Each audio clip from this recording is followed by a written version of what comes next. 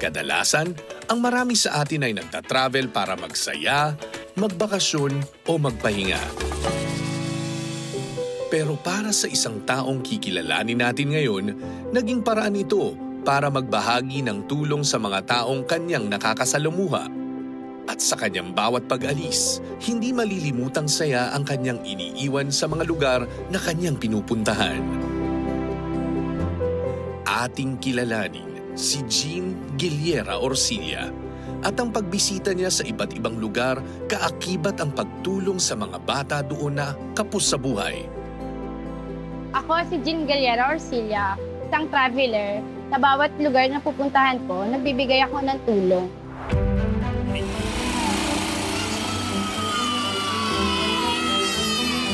Noong 2016, sumama kami ng friends ko and then yung boyfriend ko, nag-join kami sa isang private tour na magjo-join na kami. So, nag-set up talaga ako doon na magdadala lang kami ng sleeper or what. Pero sabi ng isang traveler na on-kian lang. So, nag-suggest sila, Ma'am Jane, bakit hindi na lang 10 pairs na tsinelas? Year 2016 yun. So, sabi ko, sige, basta may makita lang tayo na deserving na bigyan, why not ibigay natin sa mga bata? Simula noong 2016 until now, marami na akong natulungan na iba-ibang lugar dito sa Pilipinas. Katulad ng Tawi-Tawi, Zambales, La Union, Rizal, Batangas, Bataan.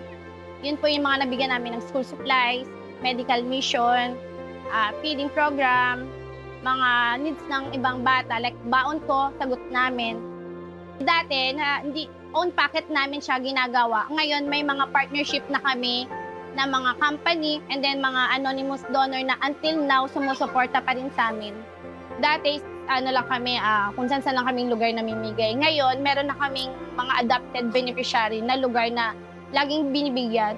Kasi once natapos yung event, yung fulfillment na sa puso ko is worth it kahit sobrang pagod, sobrang, alam mo yung pinagkakasya mo yung sked mo, mapuntahan mo lang yung lugar na adopted mo ulit. Dahil yung mga ngiti nila is, okay na yun pabalik sa'yo. Yung thank you, yung yakap nila, yung pag-aalaga nila sa akin as alam mo parang kadugo nila ako or katutubo din nila ako. Kasi andyan yung paghahandaan nila ako ng pagkain. Kahit alam mo yung hindi ko na tinitake advance na kakainin ko pa. Sinasabi ko, kainin na nila para mabusog sila. Okay lang ako sa sarili ko. Ganun yung pinaka full siksik talaga. Umapaw na yung puso ko sa kasayahan pag nakikita ko silang masaya na.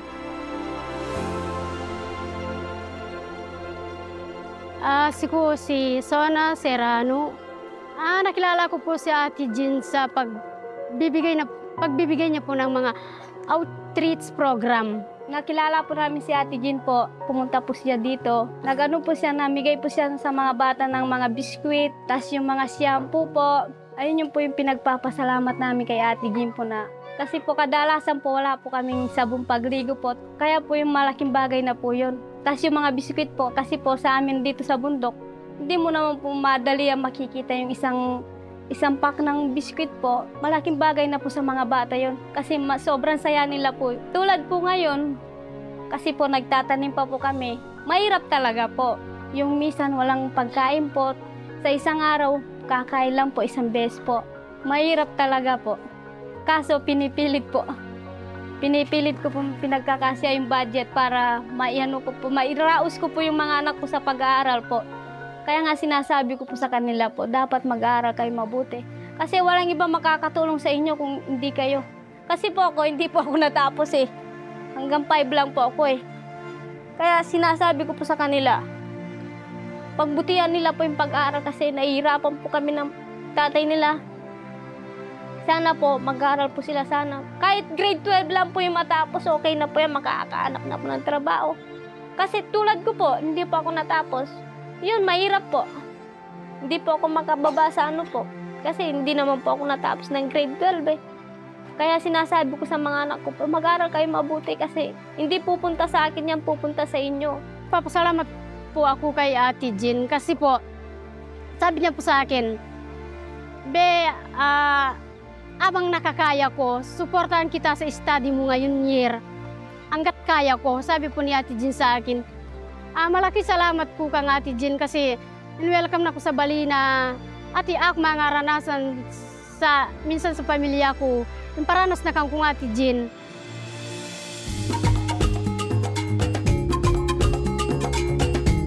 Sa tuwing may pagkakataon, pumupunta si Jean sa mga liblib na lugar o maging sa mga kabundukan upang mamigay ng mga regalo sa mga kababayan natin doon. Kaya naman, sinamahan ng Cayetano in Action with Boy Abunda si Jean sa isang outreach program niya para sa mga kapatid nating Aita sa Florida Blanca, Pampanga.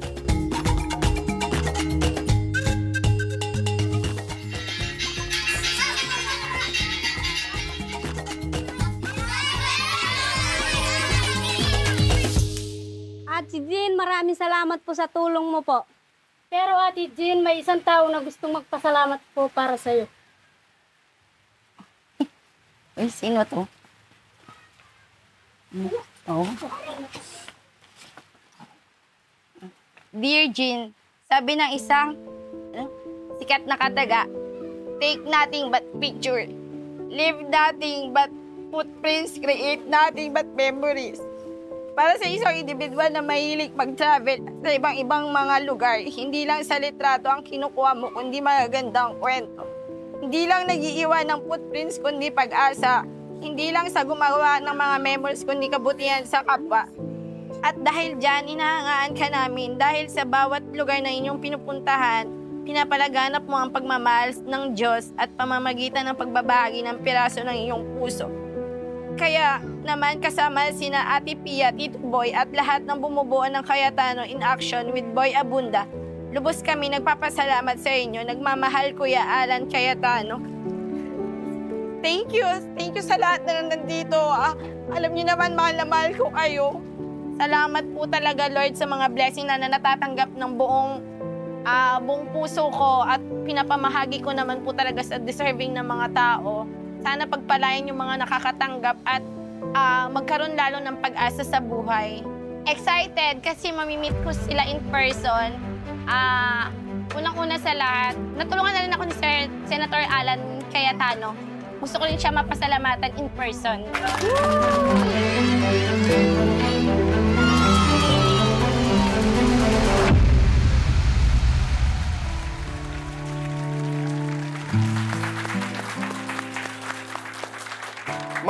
Maraming salamat. Nais naming makilala niyo po si Jean Orsilia. Jean, maraming salamat. At kasama mo ngayon si Sona. Yes po. Kuya Alan? Sulay na kasi, kaya may Sona na tayo. Welcome, Jean. It's really a pleasure to meet you. Nice to meet you din. Alam mo, Kuya Boy, di ba minsan yung pag may magagandang nangyayari, unfortunately, minsan pati hindi, parang when it rains, it pours, di ba? And lately, maraming nababalita about Filipinos who travel to many places or to places people don't go. Ang maganda sa storya ni Jean, it's not only her personal journey, but every segment of her journey, she meets people na may journey din. Yung mindset ko na kada travel ko, dapat may goal ako na mabigyan na tao, na papasayahin ko na kahit yun yung dala ko is malaking impact na sa buhay niya. Pero nung una, gusto mo lang makatulong o nandun ka na biyahe ka ng marami?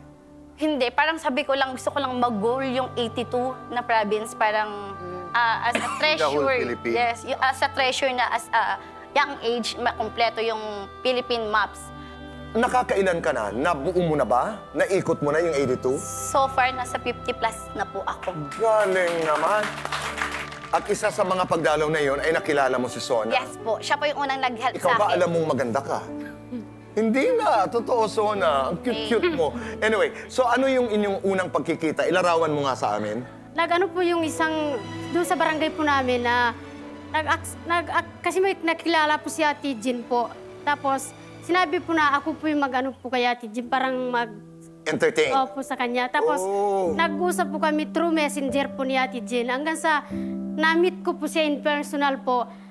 Una po, hanggang po ng pakiramdam ko sa kanya. Kasi, ano po, hindi ko po siya agad ni-welcome. Tapos, kinausap niya na po ako, "Ay, B, kamusta kayo na ganito, ganyan?" Tapos, simula po doon, nagbigay na po siya ng mga school supplies po sa mga bata po sa amin. Napakaganda. Pero alam mo ba, Jean, Kuya Alan, na minsan ay natulungan ka na ni Kuya Alan? Yes po. Ang kwento, paano? At Nasusurpresa o hindi niya alam? Through GL, yung tita ko dati, nagkasakit kasi yon, and then RMC, and then nag-try ako lumapit. That time na yon, pumunta talaga ako sa Senate office, then nagpasa ng mga requirements. That time na yun, sabi ng secretary, I think, ma'am, okay na po yung GL nyo, ready to pick up na po. And then sabi ko, oh my God, malaki na tong bagay na to kahit pambili ng meds de solo. And then yung mga kapitbahay po namin sa Pasig, Jane, saan kami pwedeng lumapit na pambili ng gamot? Sabi ko, ito yung email, pwede kayong mag-email dyan. And then sinasabi nila, kasi matatanda na po, senior, mga 50 to 60. Sige, ako na lang po mag-email. Ako na lang din. Kumbaga, yung email ko na lang din yung magagamit. And then, pag nagre-reply na po yung staff na meron ng email, pino-forward ko naman po sa kanila. Then, marami na po talaga. Maraming salamat, Kuya Alan. Aminin ko sa iyo, Jean, ha? I mean, talagang unang-una, to God be all thanksgiving. When I was younger, kasi di ba sa Taguig, Pasig area, Pateros, takbuhan talaga yung Rizal Medical. Di ba? Habang pinapaganda namin yung ospital namin, ngayon, to God's grace, may maganda kaming ospital, may bago pa. But you know, nung nadidevelop yung PhilHealth, habang dumadating yung zero billing, tapos kung ano nung packages, talagang umaasa ako nun, mawawala na yung kailangan ka lumapit sa kung saan-saan, pati sa politiko, para maayos yun So doon lang ako nalungkot talaga na from the pandemic till now, somehow hindi na ibalik yung trajectory ng PhilHealth. Sana maayos. Kasi masaya man sa isang tao na nakatulong, ba't hindi maayos yung sistema? Yes. Diba? We're more than happy not only to say thank you, but ipasok ko na, Kuya Boy, in any way you're comfortable with, we want to partner with you. Ay, thank So I you po. think nakwento mo or nakwento nyo about a community na kailangan ng solar lights. Ay, So sagot na ng ating show yon ng CIA with DA. So community nyo ba yon? yes, isa din po sila walang kuryente. Jean, dun mga sa nanonood, paano sila makakakontak sa iyo or kung gusto lang tumulong? Through Facebook ko, Jane Giliera Orsilia, and then the Human Care PH page po. Pwede po kayong mag-direct PM. And then pwede din naman po kayong mag-email. Nakalagay din po dun sa bio ko yung email ko para lang ma-reach ako.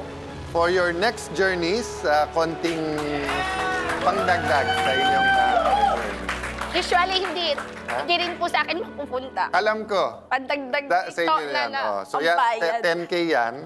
So at least Hindi, yun na yan. Ako nang mag magbibigay ng 10K kay Sona. Thank you. Kasi nararamdaman ko na parang mahusay kang sumayaw. Maraming salamat. Thank you rin po. Maraming salamat, Jean. Maraming salamat. Thank you po. Mabuhay ka. God bless you. Sona, ikaw din. Thank you Mag-iingat. po. Salamat And keep po. smiling. So yan po ang Sona 2025. At huwag po kayong alis dahil magbabalik po ang...